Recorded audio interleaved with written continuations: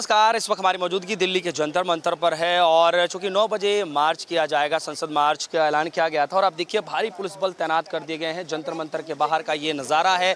आप देखिए किस तरीके से जो है भारी पुलिस बल तैनात किए गए हैं, पूरी व्यवस्थाएं की गई हैं और लगभग 2 से 3 लेयर की बड़ी बैरिकेडिंग की गई है। हालांकि कुछ ही समय के बाद जो है हाँ यही कह लो, कुछ ही समय के बाद जो है समय होगा, उसके बाद देखा जाएगा क्या कुछ होगा।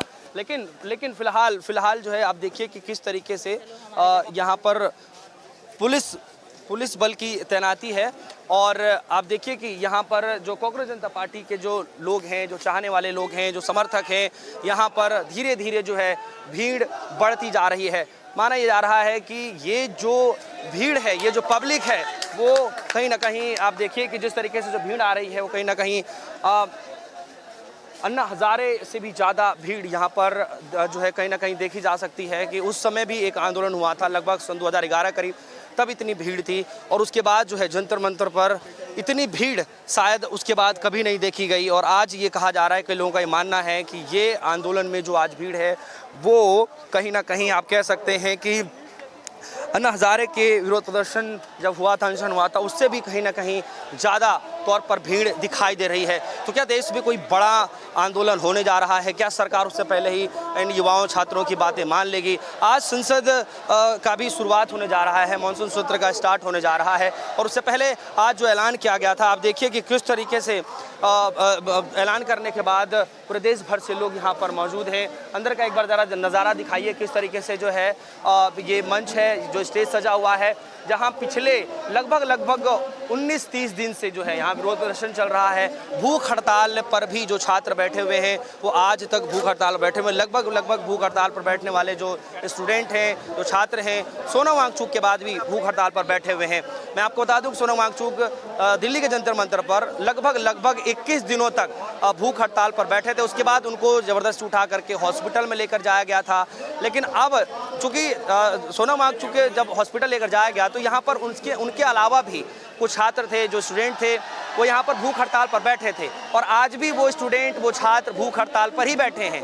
तो मैं आपको बता दूं कि कहीं ना कहीं आज सबकी नज़रें निगाहें, पूरे देश भर की नज़रें निगाहें, सरकार की नज़रें निगाहें इस बात पर है कि आज क्या कुछ होने जा रहा है। हालांकि पूरी तैयारियां की गई हैं।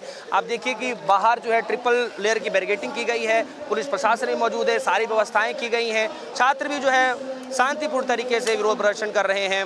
हालांकि समय का इंतजार किया जा रहा है, क्या कुछ होगा ये तो आने वाले वक्त पता चलेगा। कुछ स्टूडेंटों से बातचीत करने की कोशिश करेंगे कि किस तरीके से जो छात्र हैं, अभी बारिश का मौसम है, बारिश भी हो रही थी कुछ देर पहले और अब धीरे धीरे जो है ये नज़ारा बारिश रुकने के बाद बढ़ता हुआ दिखाई दे रहा है। ये देखिए किस तरीके से बैरिकेडिंग पर बैठ करके हाथों में तिरंगा लिए जो युवा साथी हैं वो नज़र आ रहे हैं। दूसरी तरफ आप देखिए किस तरीके से स्टेज की तरफ देखने के लिए, चूँकि जो है भीड़ बहुत हो गई है, तो स्टेज की तरफ, मंच की तरफ देखने के लिए आप देखिए किस तरीके से जो युवा साथी हैं वो दीवारों पर चढ़ करके जो है वो देखने की कोशिश कर रही हैं कि अंदर बेसिकली क्या कुछ चल रहा है, क्या कुछ ऐलान किया जा रहा है। क्योंकि महज कुछ ही देर बचे हैं, 9 बजे का ऐलान किया गया था कि वो मार्च के लिए निकलेंगे और इससे पहले ही जो गेट है जहां से एंट्री होगी वहां पर भारी पुलिस बल तैनात कर दिए गए हैं और जब उससे अब दूसरे जब अंदर आते, थोड़ी देर और दूर आते हैं, 100 मीटर करीब और अंदर आते हैं, वहाँ पर डबल लेयर की बैरिकेडिंग लगा गई, वहाँ भी भारी पुलिस तैनात किए गए, पूरी बैरिकेडिंग लगा दी गई है।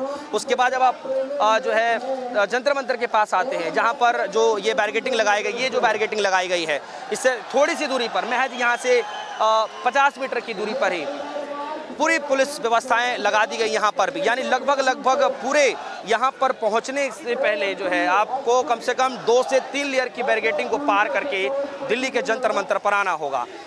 बताइए, इस भारतीय जनता पार्टी को तनिक भी शर्म नहीं है कि आकर के इन नौजवानों से इन नौजवानों की बात को सुने।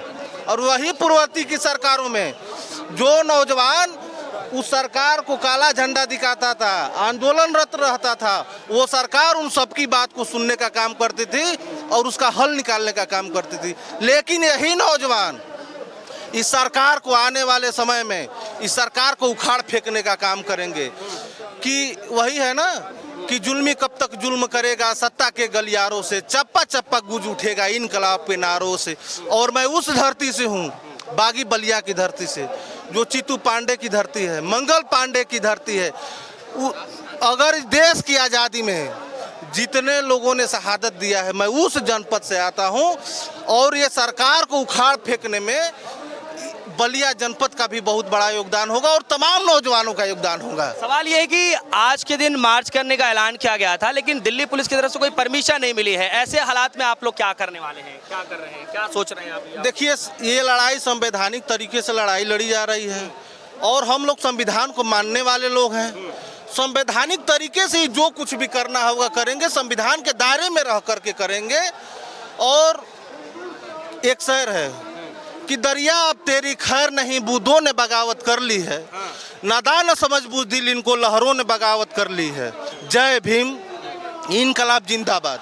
चलिए, तो आप बलिया से आए हैं और आप कहाँ से आए हैं? मैं मेरठ से आया हूँ। जी। 1857 की क्रांति अगर कहीं से हुई थी तो हमारे जिले मेरठ से हुई थी, और मेरठ से यहाँ हजारों छात्र हैं। बहुत सारे नौजवान यहाँ जिस दिन से आंदोलन ये शुरू हुआ था उसी दिन से हैं।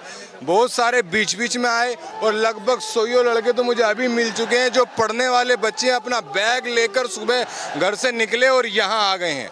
आज का प्रोटेस्ट, आज का संसद मार्च प्रॉपर हिंदुस्तान से के कोने कोने से आने वाले छात्रों ने अब बीड़ा उठा लिया है कि हम लोग संसद मार्च करेंगे संविधान के दायरे में रहते हुए। और आज पूरे प्रदेश के, पूरे देश के, उत्तर प्रदेश, दिल्ली, हरियाणा, पंजाब और देश के कोने कोने से यहाँ नौजवान यहाँ हैं। और अगर आप जहाँ मंच लगा इससे आगे की तरफ जाओगे तो लाखों की संख्या में आपको नौजवान अपने कंधों पर बैग टांगकर मंच की ओर आता दिखाई दे रहा होगा, जंतर मंतर की ओर आता दिखाई दे रहा होगा। प्रत्येक नौजवान के दिल में एक बात है कि अब नहीं तो कब फिर नहीं। इस बार हर एक नौजवान चाहता है कि हमारा भविष्य सुरक्षित हो। 2014 के बाद से, जब से बीजेपी की सरकार आई है, तब से 90 से ज़्यादा बार पेपर आउट हुआ है।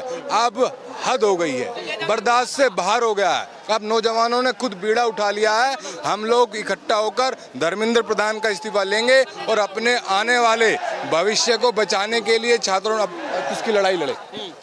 तो देखिए किस तरीके से जो है अब तो पूरी तैयारी की जा रही है। तो आप लोग संसद मार्च करने के लिए इधर से तैयार हैं, पूरी पुलिस व्यवस्थाएं लगा दी गई हैं, बैरिकेडिंग लगा दी गई है, ट्रिपल लेयर की बैरिकेडिंग लगा दी गई है।